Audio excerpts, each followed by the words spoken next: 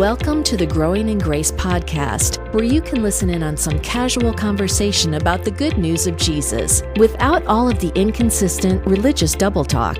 If you've ever struggled with feelings of hopelessness, guilt, and despair, or wondered if you're really right with God, it's time to discover the true freedom that comes with the gospel of unlimited and overflowing grace. Oh, it's me? Is this thing on? Yes, it's the Growing in Grace podcast. Got my microphone on, and take one. Here we go. Take one. I messed up. Let's start again. Okay, take two. I'm Joel Brueseke. It's just the Growing in Grace just like podcast. The new covenant. You messed up, you get to start again. Hey, there you go. Unlimited times. Yes. Yeah. By the way, that other guy there, that's Mike Kapler. I said my name, but I didn't say yours. So, yeah, celebrating 800 podcasts. People say when they hear 800 podcasts, I mean, what could you possibly have to say over 800 podcasts? Well, it's quite a bit, actually. So we are spending some time just kind of going over some highlights of things that we feel have been things that have been helpful, things that we enjoy talking about, that are basically the reason behind why we do what we do. And so that's what we're doing in this series here. It's starting with podcast number 800. Doing a little looking back on some of the things we've talked about. It's been fun. Short reviews of things that in some cases we may have talked about numerous times, obviously over 800 plus podcasts, but it's always good to revisit things and be reminded of things. Before we came on today, I was telling Joel about how I was jotting some things down, not for the podcast, but just for my own future reference on a particular topic. And I was in, the book of Galatians, looking at a particular chapter. I don't want to go into the details, but I just wanted to mention that as I was writing some of these things down and putting my thoughts together, I began to see a whole new context of sorts that kind of re-solidified what I was already thinking. And so this is why we do what we do. We're here to encourage you.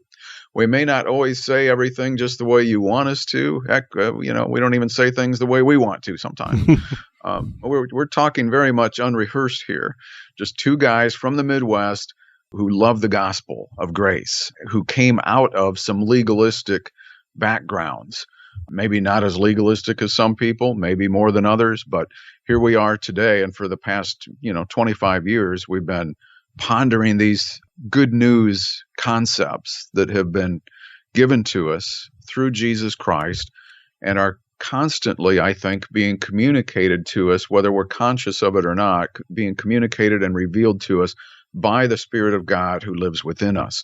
And so our ultimate goal here is to help you relax and rest in what Jesus has done on your behalf and be able to live from that instead of us trying to become something that we think we're not. It's who God has made us to be. So much of this program is based on understanding our identity in Him and the finished work and what that accomplished. And it kind of takes the spotlight off of us, takes the pressure off of us, and we hope that this is what you're receiving on that end of the microphone or the speaker.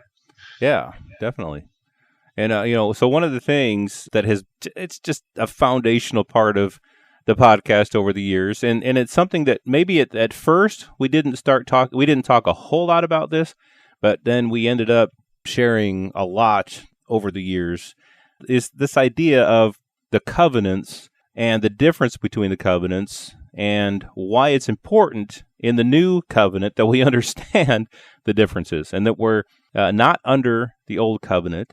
This is a new covenant that is not like the old covenant. It's not based on the old covenant. It's nothing like the old covenant. It's a new and living way. The book of Hebrews says it's better many times. It's so important when we try to understand, for example, the words of Jesus. When we try to understand some things that were said in the Psalms, like the words of David, he said, I meditate on your law. He says he meditates on that so that he would not sin. David was under this covenant of works. He was under this covenant of the law. Paul himself, before Christ took him in. Paul was under that old covenant, and Paul said that he thought that through the law, through this old covenant, that he would have life. But Paul found, when he came to Jesus, he realized there's really no life in that old law. There's really no life there. All it does is produce guilt. All it does is condemn. All it does is bring bondage. He hadn't realized that before. David, at the time when he wrote so many of the things in the old, and so here's the thing, we're not against David. We're not against the Psalms. We're not against the Old Covenant. We're not against the Old Testament scriptures. But one thing that we have to do when we want to understand this new covenant that we're in is we have to learn and understand that there's a difference between the two covenants. Each has a valid place. The Old Covenant, God gave it for a reason, and it wasn't a bad reason. He gave the Old Covenant and the law to the people of Israel, only to the people of Israel, not to Gentiles, and that was made up of everybody else in the world. Israel was exclusively the people who were under the Old Covenant. The Gentiles were not under that. And so, but that was given as their tutor to point them to faith. People think that the law, the Old Covenant, was given to help people to learn how to live. And so they look to the law, you shall do this, you shall not do that, thinking, if I just will keep the law, then I'll know how to live. Well, the law's purpose was not for that. The law's purpose was to show people you can't live by your own righteousness, by your own works. And so that Old Covenant was given for that reason. And then when we go to the New Covenant is based upon God's promise, God's oath to himself, not the people's promises to keep the covenant, but it was God's promise that he made to himself. It was based upon the blood of Jesus being shed for sins as opposed to the blood of animals. The blood of animals could not, for a minute, take sins away. It couldn't, but the blood of Jesus took sins away.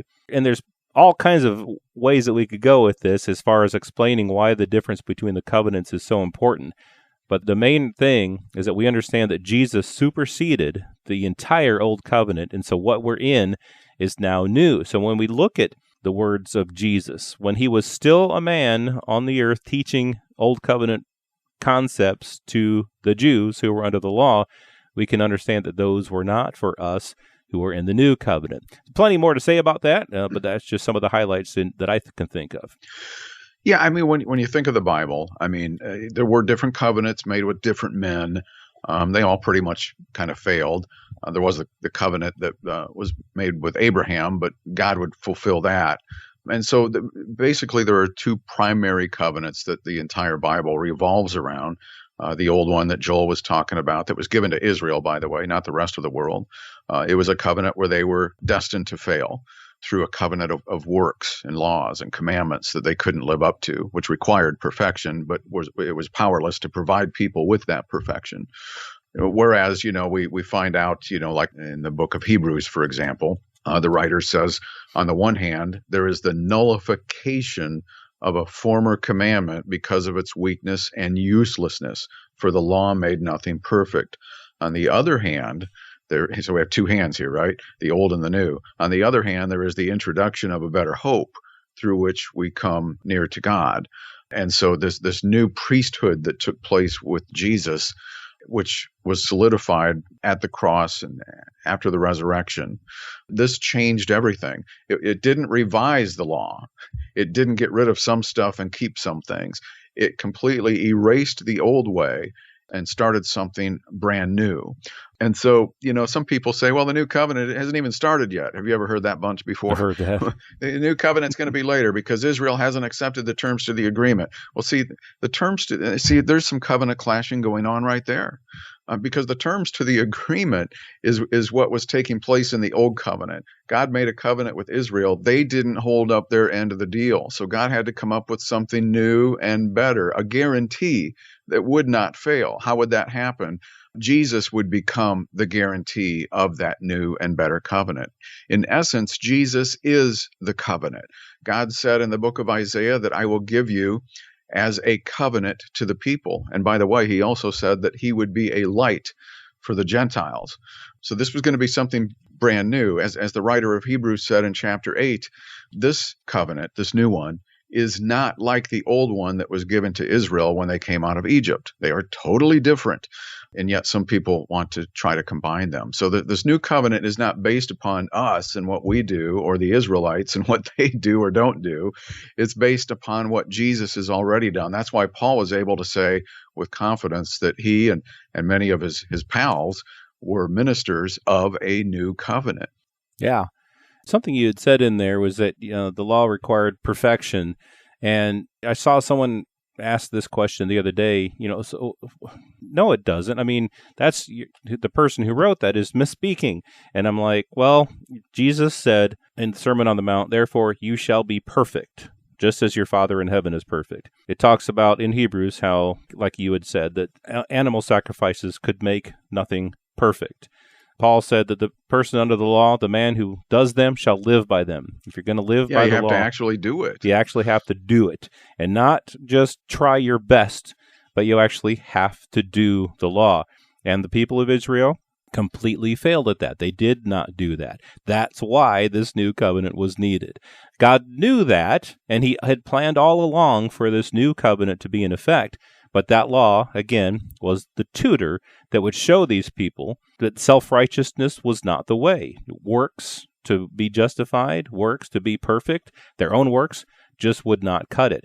And so the way to be perfect, the way to become perfect, is by relying not upon our own works, but upon the work of Jesus, the finished work of Jesus. He's the one who made it possible for us to be perfected. And in him, that's exactly what has happened. And so I was just talking about the words of Jesus in the Sermon on the Mount. That's sometimes things that confuse people because they see all of these things that Jesus said in Matthew 5, 6, and 7, the Sermon on the Mount, and they think that's a Christian teaching, but actually it's an old covenant teaching. Jesus is talking to the Jews, telling them the reality of what the old covenant is really about and how you have to be perfect. And in Galatians 3, or in Romans 3:19, Paul says that the purpose of the law was to make people guilty and to shut their mouths.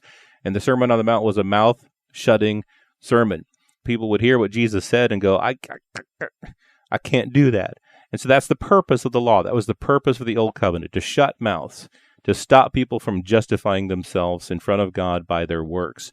And so the Old Covenant was needed for that reason, and there's a few other reasons as well. That's one of the main reasons of why it was given, and it's greatly, greatly, greatly contrasted with the New Covenant, which again is not based upon any of our works. The law is not of faith.